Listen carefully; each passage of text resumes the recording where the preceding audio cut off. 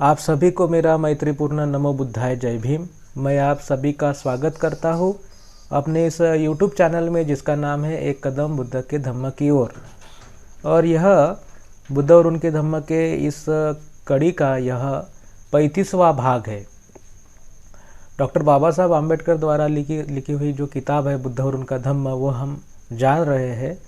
उसका पहला खंड अभी तक हमने देखा है। आज से हम दूसरे खंड का अभ्यास करेंगे। दूसरे खंड में हम बुद्ध ने जो दीक्षा दी है, जो धम्म का प्रचार प्रसार किया है, धम्म प्रचार प्रसार का अभियान, यह इस दूसरे खंड का शीर्षक है। उसमें पहला एक महत्वपूर्ण भाग आता है कि जब बुद्ध को ज्ञान की प्राप्ति हुई, उन्होंने एक नया पथ जो खोजा, तो यह जो पथ है, तो धम्म का उपदेश लोगों को करे या ना करे, ये सबसे बड़ी समस्या उनके सामने उपस्थित हुई। एक नए समस्या आन पड़ी। तो उसके बारे में जो बुद्ध के मन में क्या विचार आए, किस तरह से बुद्ध ने इस समस्या को हल किया, इसके बारे में आज हम समझने की कोशिश करते हैं। आशा करता हूँ कि आप सब लोग स्वस्थ होंगे और आज का यह भाग भी आपने पढ़ा होगा।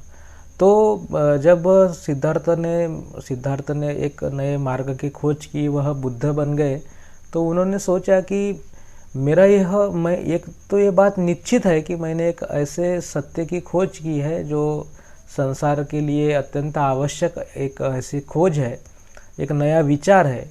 लेकिन वह बड़ा ही एक ऐसा विचार है जो विद्वानों को भी समझ में नहीं आ सकता, तो सामान्य लोगों को कैसे समझ में आएगा, ऐसा एक प्रश्न उनके सामने उपस्थित हो गया।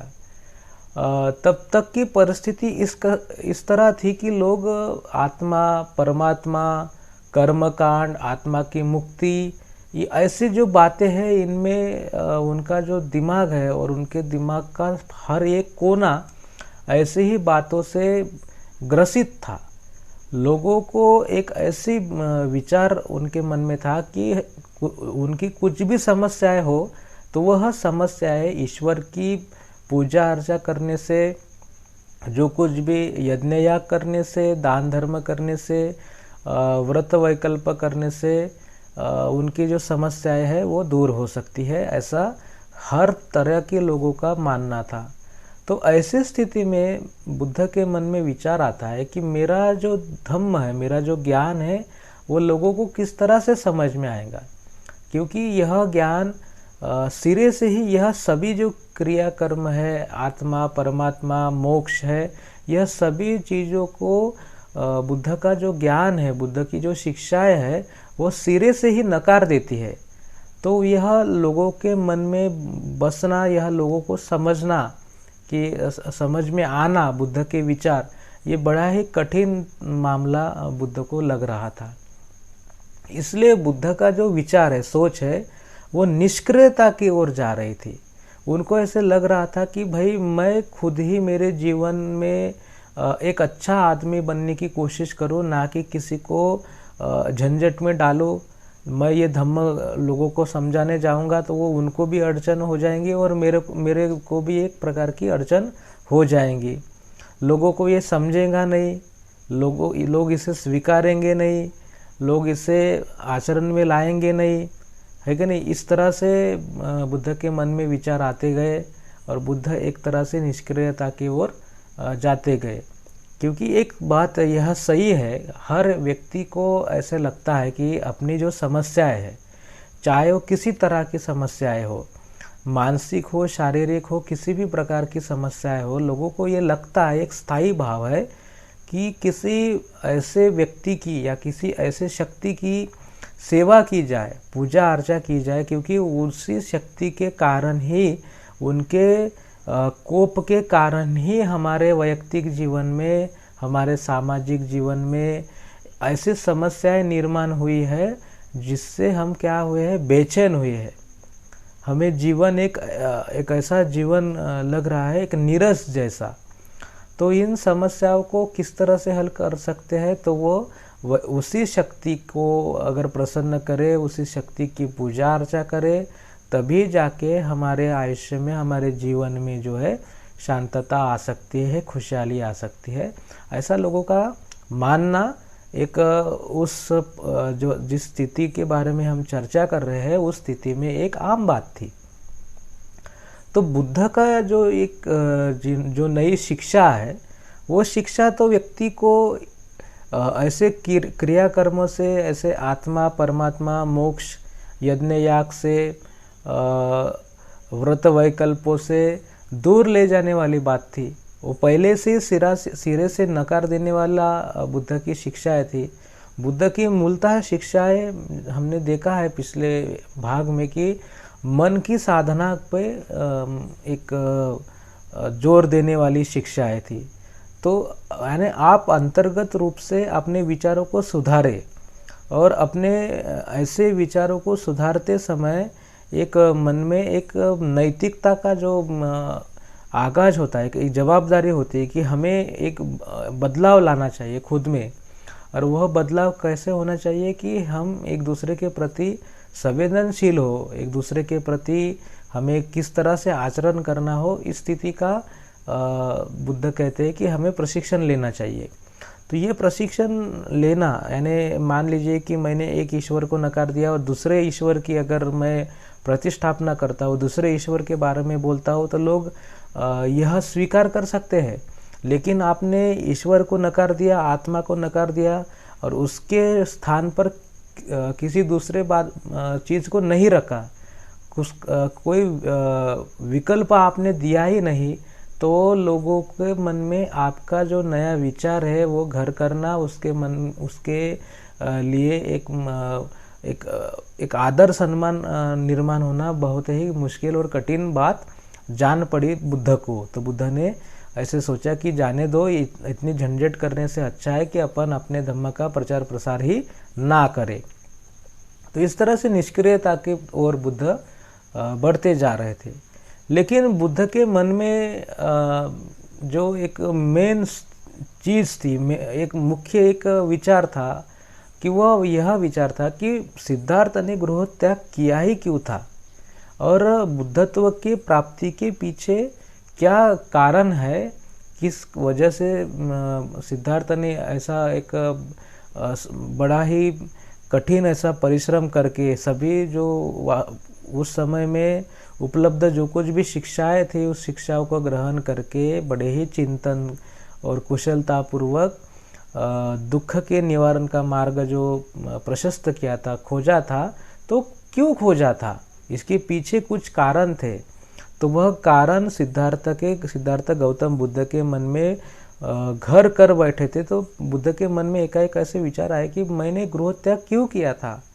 मेरे मन में जो कुछ भी सवाल थे, एक ऐसे सवाल थे कि यह एक इंसान के खून का प्यासा क्यों बनता है, और ऐसी शिक्षाएं क्यों दी जाती है कि व्यक्ति किसी भी प्रकार से जो हानि होने वाली है, उनके बीच में जो कुछ भी टकराव होने वाला है, तो वो टकराव किस तरह से दूर किए जाए, इसके कोई प्रमाण या उपाय नहीं मिल रहे हैं।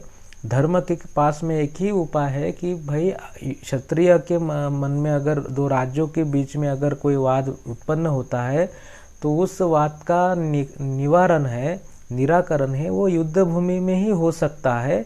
क्षत्रिय लड़े, एक दूसरे के खून के प्यासे बने, एक पक्ष उसमें जीते और एक पक्ष हारे, तभी जाके व्यक्ति के बीच का जो वाद है, जो संघर्ष है, वो टाला जा सकता है, मिट सकता है। तो ऐसे जो विचार है, ऐसे नकारात्मक सोच है, ऐसे कुछ ऐसे बंधन है जिसके कारण व्यक्ति के खून के प्यासा बनता है, मारने मरने को उतर जाता है। तो इसी परिस्थिति को बदलने के लिए सिद्धार्थ ने गृह त्याग किया है। जब उसका मन जो है, अंतर्मन, उसका एक सत्य, जिसे हम अपने अंतर्मन की आवाज़ बोलते हैं, क्योंकि हमारे मन में एक सत्य होता है जो हमें हमेशा ही हमारे जो एक्टिविटीज़ है, हमारे जो कृति है, हमारे जो कुछ भी विचार है, उसको तोलता है, उसको एक आदर्श विचार से प्रेरित करता है। ऐसा जो विचार होता है उसे अंतर्मन हम जो कहते हैं। तो वो अंतर्मन ने जब बुद्ध को झंझोरा कि भाई आप जो सोच रहे हैं वो एक नकारात्मक चीज़ है, आपको संसार के प्रति जो कुछ भी आपने देखा उससे आहत होकर आपने गृह त्याग किया है, तो आपका पहला दायित्व है कि इस अनुपम ऐसे जो सिद्धांत आपने खोजे हैं उनकी शिक्षाएं आप लोगों तक पहुंचाए। जो कुछ भी लोग हैं जो जीवन के इस कलह में, जीवन के इस दुख में जो आहे भर रहे हैं, जो एक ऐसे मार्ग की खोज के यानी कोई आएगा और उनको एक अच्छा ऐसा संभालेगा, तो इन लोगों के लिए बुद्ध ने धम्म का प्रचार प्रसार करना चाहिए। ऐसे उसके अंतर्मन की आवाज़ जो आती है, तब जाके बुद्ध के मन में जो नकारात्मकता आई थी कि मैंने ये जो धम्म खोजा है तो उसकी शिक्षाएं लोगों को ना दूँ, यह इस विचार को एक कलाटनी मिली, परिवर्तन मिला कि नहीं, मुझे धम्म का प्रसार प्रचार करना चाहिए। जो कुछ भी लोग इसे सुनने के लिए, इसे समझने के लिए तैयार है, उनके लिए तो भी मुझे धम्म का प्रचार प्रसार करना चाहिए। जो कोई लोग दुख में पीड़ित है, न्याय की खोज में है, अन्याय अत्याचार से पीड़ित है, उन लोगों के लिए धम्म का प्रचार प्रसार होना चाहिए। और यह एक बात तो ऐसी भी है कि कोई भी आदमी हो, कितना भी ज्ञानी हो, तो वह संसार के दुखों से मुंह मोड़कर नहीं रह सकता, क्योंकि उसे आखिर संसार में रहना है, तो उसके ऊपर भी संसार के आपत्ति विपत्ति का जो चक्र है वो आता है। इसलिए कोई भी व्यक्ति हो विद्वान, वो व्यक्ति संसार के दुखों से मुंह मोड़कर नहीं रह सकता। इसलिए हाथ पे हाथ धरे बैठने से अच्छा है कि संघर्ष किया जाए, इस संसार को बदला जाए। इस संकल्प के साथ में बुद्ध ने अपने शिक्षाओं को जन जन तक पहुंचाने का संकल्प किया। मैं आशा करता हूं कि आज का ये जो भाग है कि बुद्ध किस तरह से निष्क्रियता की ओर मुड़े थे, कोई भी व्यक्ति हो, मुझे भी ऐसा लगता है कि बुद्ध और उनका धम्म जो है वो समझने में और समझाने में बड़ी कठिन चीज़ मालूम होता है। तो किसी को समझाने से अच्छा है कि वो खुद उसका आचरण करे। लेकिन आप कितना भी आचरण कर ले, आप आचरण करेंगे, लोग आपके आचरण के विरुद्ध ही आचरण करेंगे, तो आपको ही तकलीफ होने वाली है कि नहीं। आप अगर अच्छा करते हैं तो लोग अच्छाई का बुराई करके उसका फ़ायदा लेते हैं। आप अच्छा करो तो आपको वही कृति करने को बोलते हैं और वो लोग गलत कृति करते रहते हैं। तो इसलिए हमारा काम यह होना चाहिए कि अच्छी जो चीज़ें हैं हम आचरण में तो लाए, लेकिन उसका पुरस्कार करें। हज़ारों लोगों को उसको ये जो अच्छी बातें हैं उससे सिखाना चाहिए, उनको प्रेरित करना चाहिए कि हमारे आयुष्य में, हमारे जीवन में अच्छी बातों को हम लाए। उसी तरह बुद्ध ने भी एक स्वाभाविक स्तर पर बुद्ध का विचार भी नकारात्मक हो रहा था, लेकिन बुद्ध के मन में जो प्रेरणा थी वो देखिए यह एक विचार होता है कि अगर हम आज ऐसा विचार नहीं करेंगे तो बाद में कभी ऐसा विचार आता है तो मन बड़ा ही कलुषित होता है। इसीलिए किसी भी बात की शुरुआत करने से पहले हमें नकारात्मक और सकारात्मक दोनों चीज़ें सोचनी पड़ती है। क्योंकि अगर हम पहले से ही अगर मान ले कि हमें यह युद्ध जीतना ही है, लड़ना है, जीतो या हारो। जैसे सिद्धार्थ ने मार्ग के समक्ष भी कहा था कि मैं तुम्हारे साथ में लड़ते लड़ते नष्ट हो जाऊंगा, लेकिन पराजय स्वीकार नहीं करूंगा। क्योंकि लाचार जीवन जो है वो पराजय से तो अच्छा है, मृत्यु उससे अच्छी है। लाचार जीवन जीने से तो अच्छा मर जाना लड़ाई में अच्छा है। इसलिए बुद्ध ने भी यह बात समझी कि हमें धम्म का प्रचार प्रसार करते रहना है, अच्छी बातों को जन जन तक पहुंचाते रहना है, क्योंकि अच्छी बातें ही अच्छा कल का भविष्य हो सकता है। आशा करता हूँ कि यह जो बातें हैं मैंने आपके सामने रखी है, आपको समझ में आई होंगी कि बुद्ध ने एक बार काउंटर कर दिया कि भाई मुझे ये बातें समझानी है लोगों को। तो बाद में कितना भी कठिनाइयाँ सामने आ जाए, बाद में कितनी ही विपदाएं सामने आ जाए, लेकिन बुद्ध का पराजय होने वाला नहीं था। क्योंकि शुरुआत में ही बुद्ध ने इस तरह की बातों पर विचार कर रखा था कि किस किस तरह की समस्याएं आ सकती है।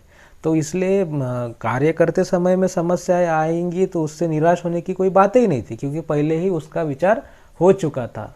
तो इसलिए नकारात्मकता पहले ही बुद्ध ने झटक दी और बुद्ध ने अपना धम्म का प्रचार प्रसार करने का जो संकल्प किया, तो उन्होंने उनके जीवन के 45 साल जो है बुद्ध और उनके धम्म का प्रचार प्रसार करने में खर्च किए हैं। आशा करता हूँ यह जो भाग है आपके समझ में आया होगा।